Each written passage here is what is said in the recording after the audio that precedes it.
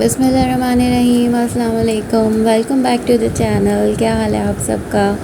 उम्मीद करती हूँ कि आप सब खैरियत से हों। अल्हम्दुलिल्लाह मैं बिल्कुल खैरियत से हूँ। तो जनाब, बच्चों की चल रही हैं समर वेकेशंस और व्लॉग्स नहीं आ रहे। काफ़ी दिन हो गए, ऑलमोस्ट 10-12 डेज़ हो गए मैंने कोई भी व्लॉग नहीं डाला।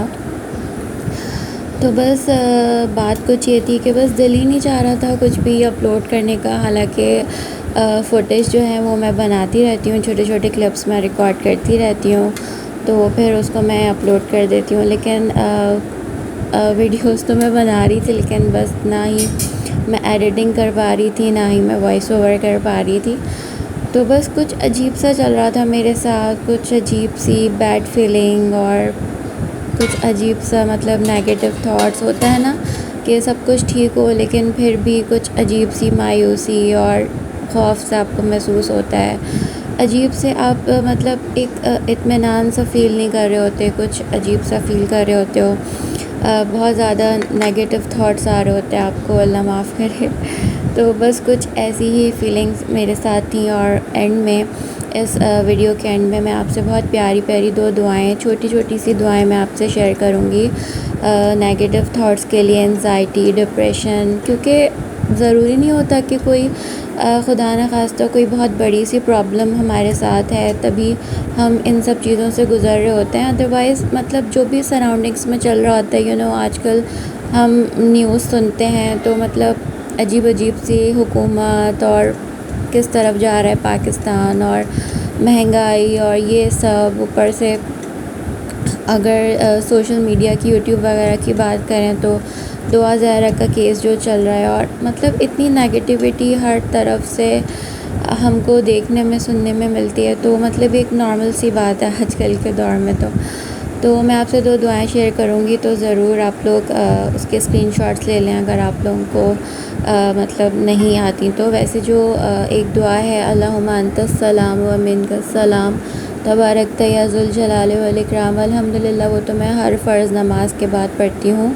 अच्छा, मैं तो सुन्नत समझ के पढ़ती हूँ, लेकिन मुझे नहीं पता था कि वो दुआ जो है बैड थाट्स, डिप्रेशन और बैड फीलिंग, इस किस्म की चीज़ों में भी जो है वो करामत है। तो अब मुझे पता लगा है तो मैंने सोचा मैं आपके साथ भी शेयर करती हूँ, तो आप लोग स्क्रीनशॉट्स ले सकते हैं। अच्छा, ये मेरी मतलब एक दिन की रूटीन थी जो मैं आप लोगों से शेयर कर रही हूँ। सुबह ब्रेकफास्ट से लेकर लंच तक की मेरी रूटीन थी। मैंने आलू पालक बनाया था और उसके बाद शामी कबाब चढ़ा दिए थे, बच्चों का नाश्ता वगैरह बना रही थी।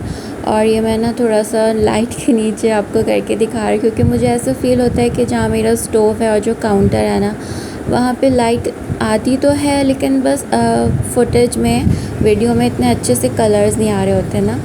तो अच्छा, उसके बाद दोपहर की जो मेरी रूटीन थी वो सब उस समय फ़ारिग हो चुकी थी। बच्चों को खाना वाना खिला के हम लोग रेडी हुए और अब मैं जा रही हूँ अपनी सास के घर पे। और सास के घर पे ना पहले मेरा ये रूटीन था कि मैं एवरी फ्राइडे जो है ना, बच्चे स्कूल से आते थे, हम लोग नहा धो के रेडी हुए, नमाज़ पढ़ी और हम लोग जो है ना सास के घर पे जाते थे। लेकिन फिर बीच में कोरोना आ गया, उसके बाद बच्चों की ऑनलाइन क्लासेस और बच्चे थोड़े मतलब माशाल्लाह से बड़ी क्लासेस में आ गए। तो अब मेरी ये रूटीन जो है ना वो काफ़ी हद तक ऑलमोस्ट ख़त्म ही हो चुकी है। अब मेरा इतना जाना नहीं हो पाता है, लेकिन इस दिन बस मैंने सोचा कि मुझे जाना ही है। अच्छा, मेरी सास ने बनाए हुए थे टिंडे गोश्त का सालन, तो मैंने उनसे कहा भी कि ठीक है, कोई मतलब नहीं है, कुछ भी नहीं करें, लेकिन उन्होंने कहा कि नहीं, थोड़ी सी मैं कढ़ाई बना लेती हूँ। तो मैंने कहा चलें ठीक है, लाएँ मुझे दे, मैं बनाती हूँ। अच्छा, जो मेरी देवरानी सबसे छोटी वाली जो मेरी सास के साथ रहती हैं, बाकी सबके पोर्शन सेपरेट हैं, तो वो गई हुई थी शॉपिंग पे देवर के साथ। तो मैंने सोचा चले मैं ही कढ़ाई बना लेती हूँ। आपको पता है कि फटाफट से बन जाती है। और ये मैं आपको दिखा रही थी, डोई काफ़ी बिग साइज़ की है मेरे पास जो होता है ना, तो वो तो छोटे छोटे साइज़ के मैं स्पून्स लेती हूँ, लेकिन मेरी सास के यहाँ ना सब कुछ माशाल्लाह खूब बड़े बड़े स्पून्स और बड़ी बड़ी कढ़ाइयाँ, पतीले। खैर, तो मैंने छोटी ही कढ़ाई ली थी क्योंकि मुझे कम ही बनानी थी, बाकी सालन वगैरह बना हुआ था। और होता ऐसा है कि ना सबके पोर्शन से कुछ ना कुछ आ जाते हैं, यानी जो भी देवरानियाँ बनाती ना वो सब भिजवा देती, तो माशाल्लाह काफ़ी वैरायटी हो जाती है खाने की। और हस्बैंड को आना नहीं था, उनको जाना था कहीं काम से, तो उन्होंने कहा था कि मैं वहीं पे डिनर कर लूँगा, तो बस आप लोग खाना वाना खा के मुझे मिस कॉल दे दिएगा तो मैं आप लोगों को पिक कर लूँगा। तो बस काफ़ी मज़ा आया, काफ़ी रौनक होती है माशाल्लाह ससुराल में, तो काफ़ी दिल लग जाता है और बहुत मज़ा आता है। और जैसे ही हम लोग पहुँचते हैं ना, सब बच्चे अपने अपने पोर्शन में से निकल के ना अम्मी के कमरे में आ जाते हैं, तो बहुत मज़ा आता है। खैर उसके बाद हस्बैंड ने पिक कर लिया था और ये सैटरडे नाइट थी, तो बच्चों ने कहा कि हम लोगों को घर नहीं जाना, हमें ना सी व्यू लेके चलें। तो हमने कहा चलो ठीक है, हस्बैंड ने कहा चलो ठीक है मैं ले जाता हूँ ना। लेकिन सैटरडे नाइट थी तो रश काफ़ी था, बहुत रौनक थी और हवा बहुत ठंडी ठंडी चल रही थी। खैर हम लोग तो खा पी कर आए थे कुछ, मतलब हम लोगों ने बस बच्चों को आइसक्रीम दिला दी थी और कुछ भी नहीं।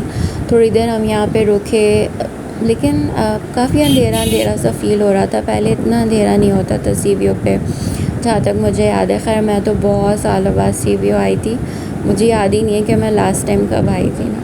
और मेरा छोटा बेटा है ना, उसको तो बिल्कुल भी याद नहीं था कि वो कब आया था, उसने कब समंदर देखा था। तो वो काफ़ी एक्साइटेड था, लेकिन अंधेरा था और उसका दिल भी कर रहा था कि वो हॉर्स राइडिंग करे, लेकिन बस अंधेरा था ना, तो काफ़ी कंफ्यूज हो रहा था कि बैठूँ या नहीं। और हम लोग उसे कह रहे थे कि चलो बैठ जाओ, कोई मसला नहीं है, लेकिन वो नहीं बैठा। खैर बस थोड़ी देर हम लोग यहाँ पे रुके थे और उसके बाद हम लोग वापस आ गए थे। तो यही छोटा सा मेरा आज का व्लॉग था। मैंने सोचा कि यार मैं कुछ तो अपलोड करूँ, तो उम्मीद करती हूँ कि आप लोगों को एक छोटा सा व्लॉग पसंद आया होगा। तो पसंद आया तो प्लीज़ लाइक एंड सब्सक्राइब, और फिर मिलूँगी मैं आप लोगों से इंशाल्लाह नेक्स्ट वीडियो में। अपना ढेरों ख्याल रखें, खुश रहें, खुश रहने दें। अल्लाह हाफ़िज़।